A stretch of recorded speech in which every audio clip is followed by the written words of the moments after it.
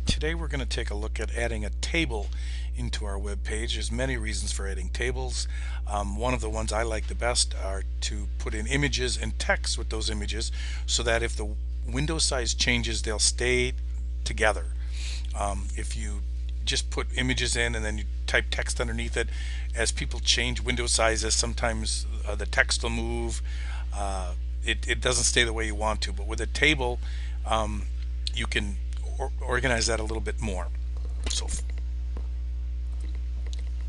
first of all, I'm just going to put a header in here, kind of like we've done. Some of this is a little bit of review. H1 header. It doesn't have any CSS with it, so I'll just leave it.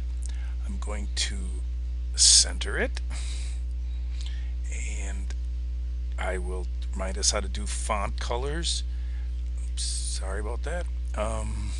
Something gaudy, purple, and I will add a, what did I add? Sort of a tan background or whatever that is, I don't know. And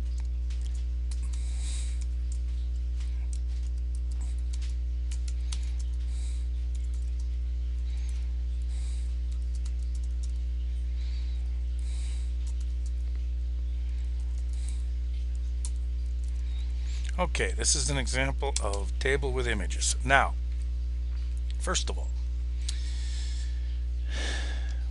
we will put a table in. Click on the table.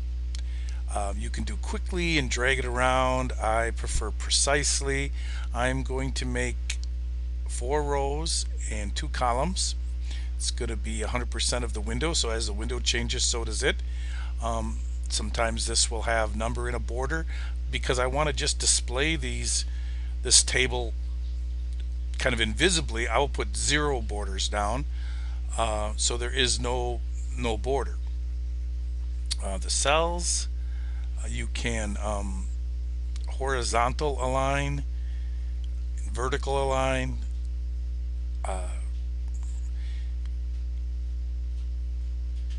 vertical align. I'd usually unspecified. I'll usually leave this part alone. Horizontal left to right. Let's try center and say OK. So there's our table. So I'm going to then click, just for consistency, each of these. This is in the center, and now I'm going to go up and put in an image. So first of all, I'm going to pick the image. I've already put in the week 12, I've put 4 images, but you could search them from anywhere. And there's that image. I'm going to put alternative text in. I'm just putting some blah blah blah text in. Now the dimensions, this is something that's a little trial and error. 600 by 40 might be a little big, so I'm going to make it in half. Make it 320. I keep the constraints on so the height and the width go together, and I'll stick it in there. So there it is. It looks kind of weird because this other cell got all crunched over, but that's okay. I'm going to stick in my cursor in that cell then and put in another image. And first of all, find that image. There it is. It's still in the week 12. I'll take the second one, and I'm going to call the text, in case the image doesn't load, Bob1, just so there's something in there. And again, the dimensions, I'm going to change to, oops, if I forget the custom size, 320, and the constraints make the bottom change, and we stick it in there, and so now we've got a little something. It is difficult in Composer to really tell how it's going to turn out until you check it in a web page. So now I will put some text in there. Didn't mean, if you do double click, I should have showed you. You do double click, it does give you some options to put in that you could, have all the cells do wrap, vertical, horizontal alignment. I'm just going to click out of that and click in here, and I'm just going to use the top button for center, and this I'll just put in bull rushes here. And I will put in over here, same thing, click center, so it kind of looks nice. Boat. Oops. channel out of the rushes. Okay, now I'll go down to this cell, center it, and now I'm going to put another image in. And first pick the image so we can do the third one down. Say okay. This is Bob. 2 dimensions, custom 320, and we get another image in here. I'll stick that in, click center, and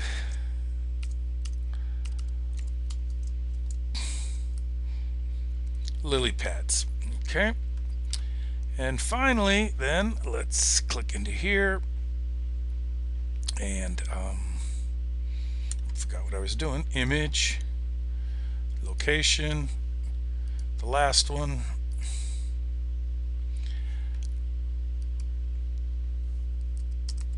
yeah, I'm just putting words in here. You should probably put something in, like I could have put lily pads for the other one, spring lily for this one, but dimension, before I forget, custom, about half the size, I guessed 320.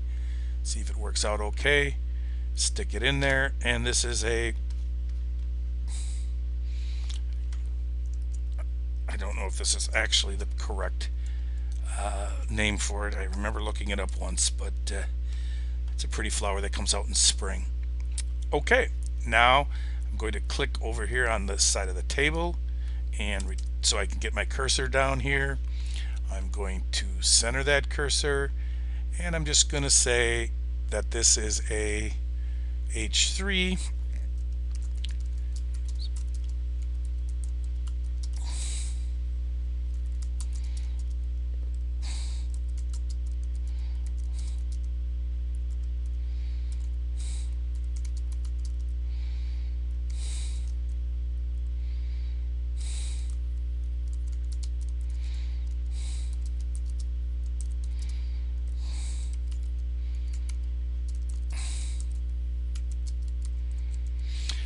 Okay, this is an example of setting a table without a border to set images with text in any browser and window size. Browsers treat things, objects in a web page slightly differently. So for consistency, we want to have across browsers and across window sizes a nice image. So I am going to now save this.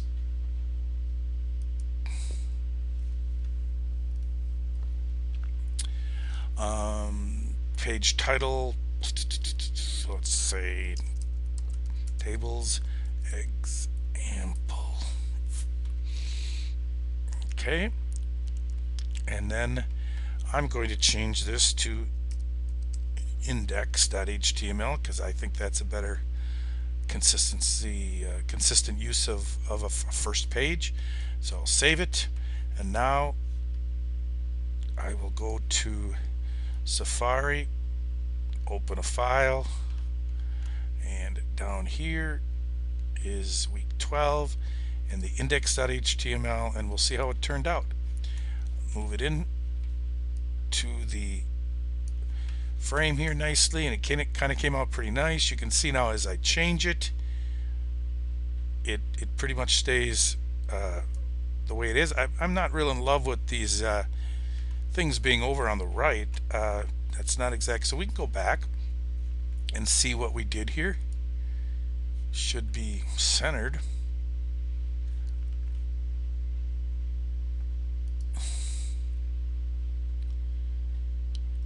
Okay.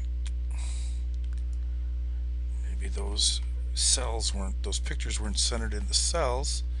Let's try that, and I will save it again, and we'll go back and reload and see if it, yeah, there you go. Now the pictures are nicely centered with the images. Again, sometimes this stuff's a little trial and error, and as we move it over, move it back, the pictures and the text stay pretty much together. Even if we go so far that we'll start to it'll just wipe it out. So regardless of the size of the user's window, the images and text with those images should come out okay.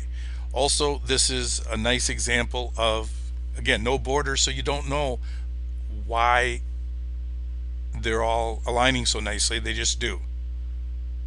Hope that was helpful.